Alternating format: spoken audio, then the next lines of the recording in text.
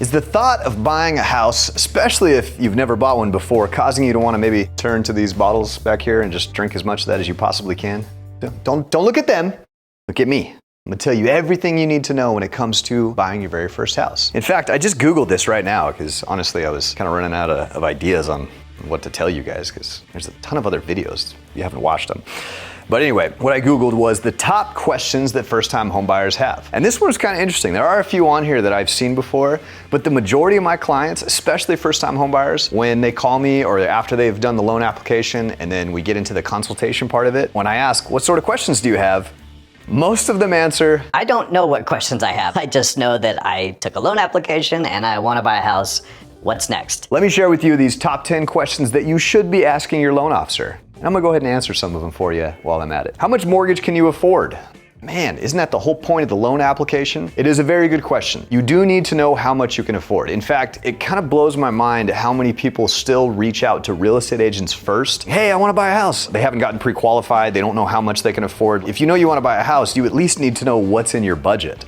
Now, what goes along with the budget? The budget is not only the total sales price of the home, but how much total money do you have available? Because there are things like down payment, closing costs, an earnest money deposit. There's all these costs that go into it that you need to be aware of. Things that you might need to budget for, some out-of-pocket expenses up front, and then some on the back end when we actually close on the house. But the biggest one when it comes to affordability, that comes down to your debt ratio. So how much home can you afford? Well, the only way you're gonna figure that out is if you take a loan application with a loan officer so that they can review your income, your credit, your debts, all of that stuff. All of that factors into how much you can actually afford. So don't worry too much about that. All you have to do is take a loan application and the loan officer figures out how much you can actually afford. If you've got a good loan officer, they're gonna look at everything and they're gonna find creative ways to maybe, if you do qualify for only $200,000, here's what you can do to get to $300,000 or $400,000. So don't worry about any of the details.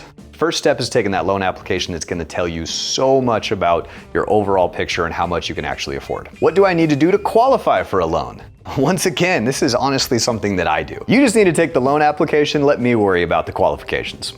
That's the simplest I can make it on that one. It really is that simple. Take the loan app, I'll figure that out. Should I get a fixed rate or an adjustable rate mortgage? I actually do like this question because adjustable rates, right? Who gets like scared and a little bit of anxiety when they hear that? Because of the crash of '08, like anytime we hear adjustable rate, like people kind of freak out. Adjustable rates can actually be really good and they can be very beneficial if you understand how they work. So obviously the difference between a fixed rate and an adjustable rate is a fixed rate loan is gonna have that exact same rate for the life of the loan. In most cases, 30 years. An adjustable rate is typically where you get a fixed rate for the first 5 to sometimes even 10 years, and then it adjusts every year after that. So for first-time homebuyers, I think the average time that a first-time homebuyer spends in their very first house is like, I probably should Google this. I don't really know. I'm gonna check.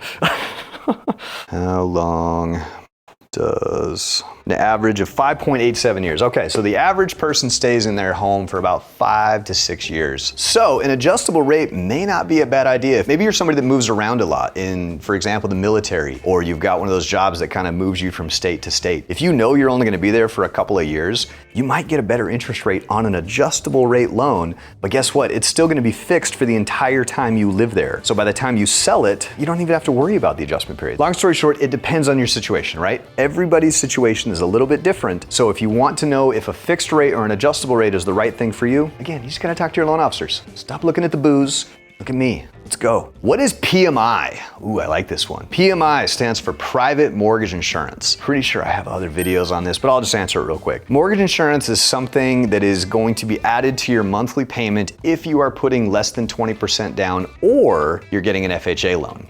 However, there are a couple of loans that don't have mortgage insurance on them, even if you're putting 0% down, such as the VA loan. Veterans, you were putting your life on the line for our country, so you don't have to pay mortgage insurance. Love our veterans. But anyway, PMI is something that is necessary if you are doing less than 20% down, but it's really not that bad. There have actually been several changes to mortgage insurance, specifically on the FHA loan, which has made it more affordable because we know that home prices just keep going up and up and up.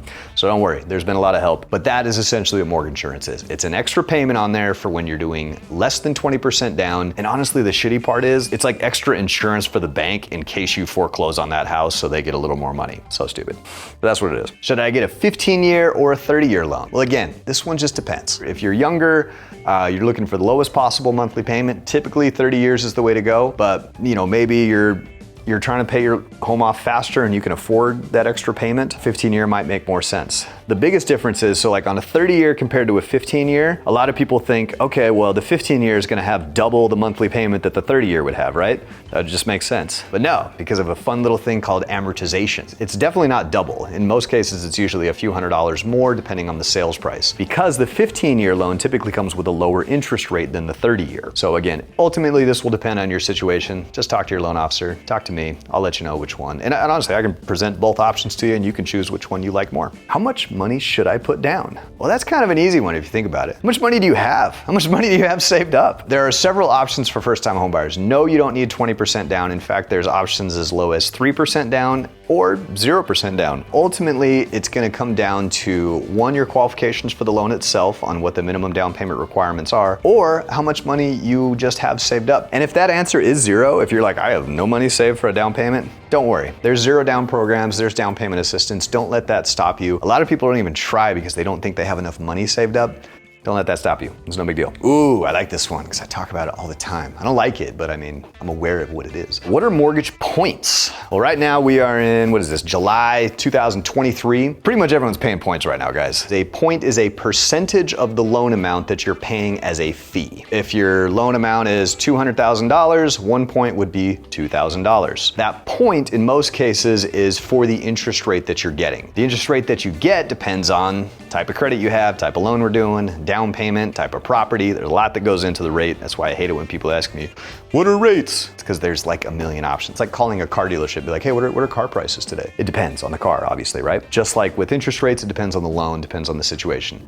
But points, you can get a little creative. So you can choose to pay more points if you want to get a lower interest rate. You can use those points to buy the rate down to get a cheaper monthly payment. But essentially, 1 point equals 1% of the loan amount, and that is a fee. Will I have to pay closing fees?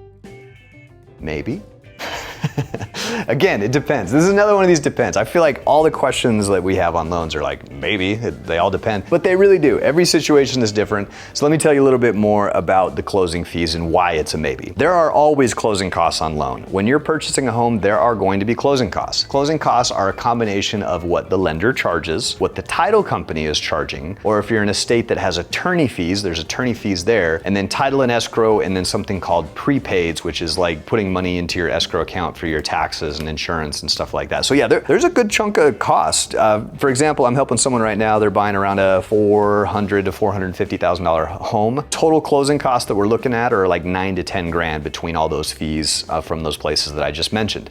However, when you're purchasing a home, this is a negotiable item on the sales contract, which means, you know how you can negotiate the price? It's like if someone's asking $400,000 for their house, you could go in and offer $380,000. Well, what you could do is if you're a little tight on cash and you've only got enough money saved for the down payment, or maybe you're doing a 0 down loan, what you could do is say, you know what, we'll go ahead and pay you the $400K, but we want you guys to pay $10,000 worth of our closing costs. And what that'll do, so now the seller are paying your closing costs. So if you're in a 0 down situation, now you can buy a house with literally like nothing out of pocket.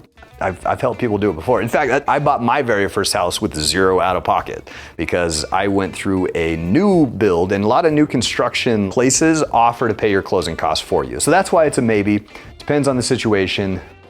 And there you have it. So there it is. Those are the top questions as a first-time homebuyer that you should be asking. So in my world, obviously, I'm helping a lot of people that have these types of questions. So if you're a first-time homebuyer, you're not sure what questions to ask, here are some good ones to ask your loan officer. Or maybe you do have some other questions that I didn't answer on this. Hit me up in the comments, put them in there. We'll make another video just for you. And if you are wanting to know the answers to some of these questions, like we mentioned, how much can I afford? Click the link in the description. That is a link to my website. You can apply right then and there. If you don't want to do a hard credit pull, if you're not quite ready to do that, I have a soft pull option so it doesn't affect your credit.